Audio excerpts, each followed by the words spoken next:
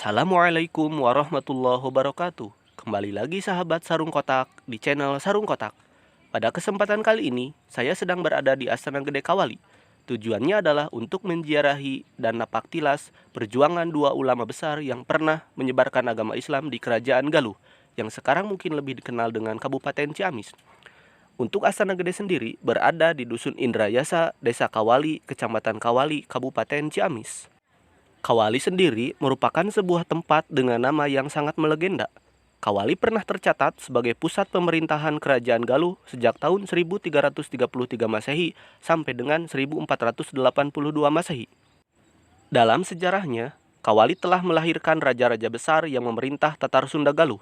Mereka diantaranya Prabu Linggabuana, Niskala Wastu Kencana, dan Prabu Jaya Dewata, dan raja-raja yang lainnya.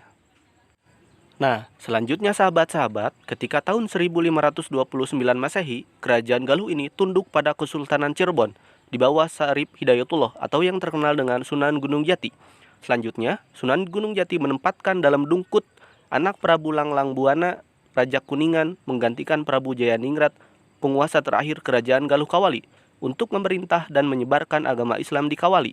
Nah, pada masa inilah menjadi permulaan masuknya Islam di daerah Galuh Kawali.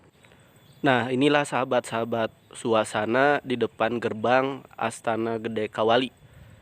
Astana Gede Kawali sendiri merupakan situs yang sudah sangat terawat, sudah sangat diperhatikan oleh pemerintah, sehingga keadaannya sangat rapi, tertata bersih, tidak ada yang terbengkalai. Alhamdulillah sahabat-sahabat.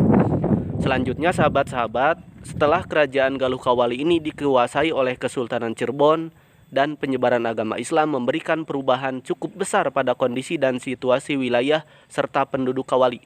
Seperti halnya situs Linggahyang. Astana Gede Kawali ini pada mulanya merupakan situs dengan prasasti peninggalan Kerajaan Galuh pada masa Prabu Niskala Wastu Kencana. Kemudian berbaur dengan makam para penyebar agama Islam di Kawali. Nah, ini sahabat-sahabat suasana setelah kita melewati pintu gerbang Astana Gede Kawali. Situasinya sangat asri, sangat bersih, dan juga banyak di sini sahabat-sahabat keterangan-keterangan berkaitan dengan benda-benda patilasan-patilasan yang berada di dalam Astana Gede Kawali ini sendiri. Sehingga para pengunjung walaupun tidak ada yang istilahnya mengarahkan, sudah sangat terwakili dengan keterangan-keterangan yang sudah ada di papan-papan di dalam ini sahabat-sahabat. Nah, ini sahabat-sahabat suasananya sangat begitu asri, suasana seperti hutan pada zaman dahulu. Tapi walaupun suasananya hutan, tempatnya sudah sangat terawat, sudah sangat difasilitasi oleh pemerintah, sehingga siapapun yang berkunjung ke tempat ini akan nyaman dan enak berjalan. Nah, ini sahabat-sahabat. Nah, ini sahabat-sahabat, di depan kita banyak patilasan-patilasan, banyak situs-situs yang menjadi peninggalan pada zaman dahulu ketika tempat ini menjadi pusat dari Kerajaan Galuh Ciamis yang berada di Kawali ini sahabat-sahabat. Nah, ini sahabat-sahabat para prasasti peninggalan-peninggalan zaman dahulu. Tapi untuk kali ini kita akan lebih khusus berkunjung kepada dua makom ulama yang menyebarkan agama Islam di Kerajaan Galuh Kawali dan sekitarnya. Nah, perlu diketahui sahabat-sahabat, makam pertama yang akan kita kunjungi adalah makam Pangeran Usman. Pangeran Usman ini merupakan pangeran keturunan Sultan Cirebon, yaitu menantu Maharaja Kawali atau Pangeran Mahadikusumah, yang memerintah Kawali dari tahun 1592 sampai dengan 1643 Masehi. Selanjutnya Pangeran Usman adalah salah seorang penyebar Islam di daerah Kawali. Makamnya itu sangat unik sahabat-sahabat. Panjangnya yaitu 2,93 meter. Nah, itu sahabat-sahabat, makam Pangeran Usman sudah ada di depan kita sahabat-sahabat. Makamnya sangat berbeda dengan pemakaman yang lainnya. Panjangnya yaitu 2,93 meter. Sangat panjang sahabat-sahabat. Nah, ini makamnya sahabat-sahabat.